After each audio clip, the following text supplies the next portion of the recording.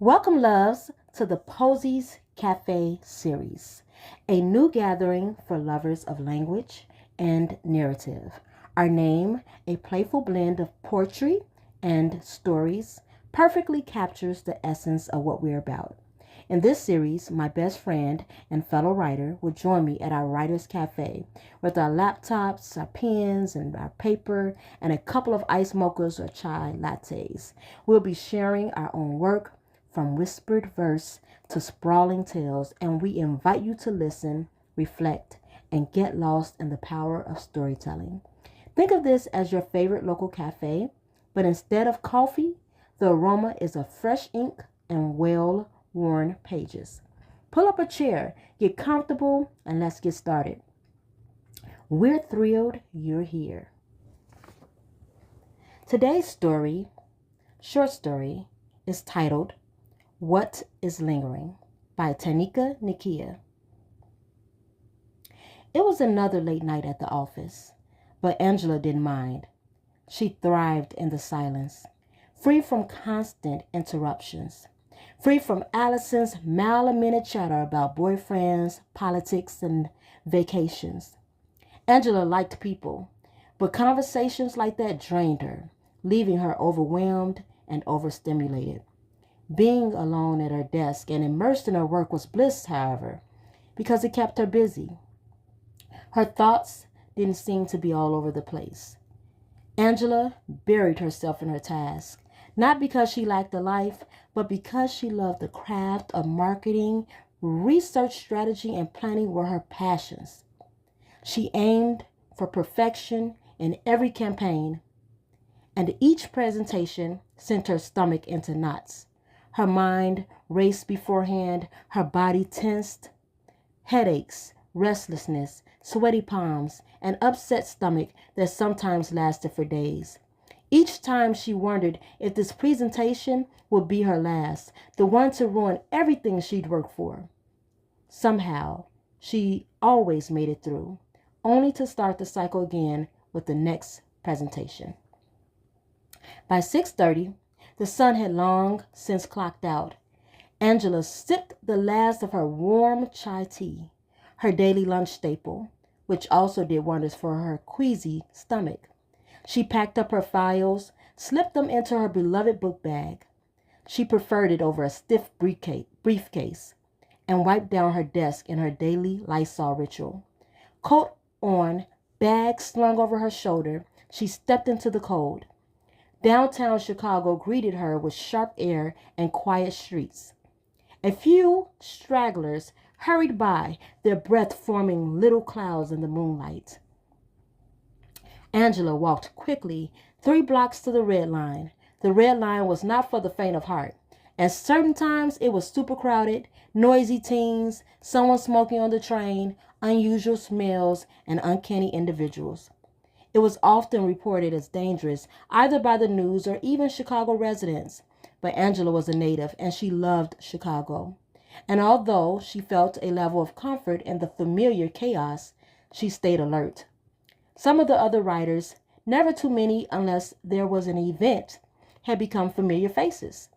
Like her, they were just trying to get home after a long day's work.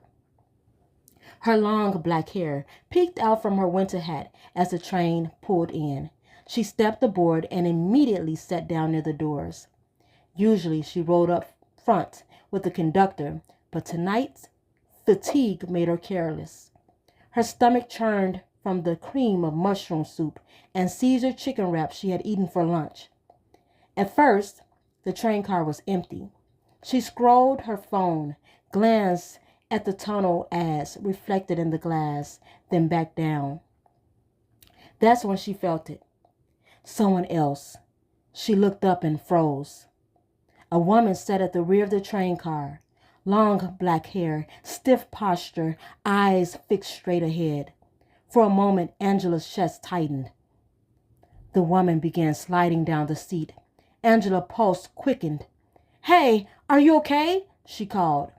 But when she rushed down the aisle, there was no one there. Am I seeing things? Am I just exhausted? The lights flickered. The train jerked to a stop. Angela stumbled off at her station, heart thudding. Usually a few people got off with her, but tonight the platform stretched empty. Too empty. From the corner of her eye, movement. The same woman stepped behind a subway beam. "Hello?" Angela called. Silence. Her instincts screamed, "Don't be that girl in the scary movies." But footsteps suddenly rushed behind her. She bolted toward the escalator, only to be grabbed. Angela spun around, ready to fight, but it was just a bewildered, homeless man. "Here you go, ma'am. You dropped this," he said, handing her the black and gold water bottle her best friend had given her. Shaken, she thanked him and hurried up the escalator. The man was gone when she looked back. At the top of the escalator, she saw her, the woman, turning her head slowly toward her. Angela's skin prickled as the escalator kept going upward. Angela forced herself upward, and when she reached the top, nothing, no one. She walked the blocks to her apartment, trying to shake her dread. But on the stairwell inside the building, the sound of footsteps echoed behind her. Slowly and fearfully, she looked down. Through the window at the bottom of the stairs, she saw the woman again, head bowed.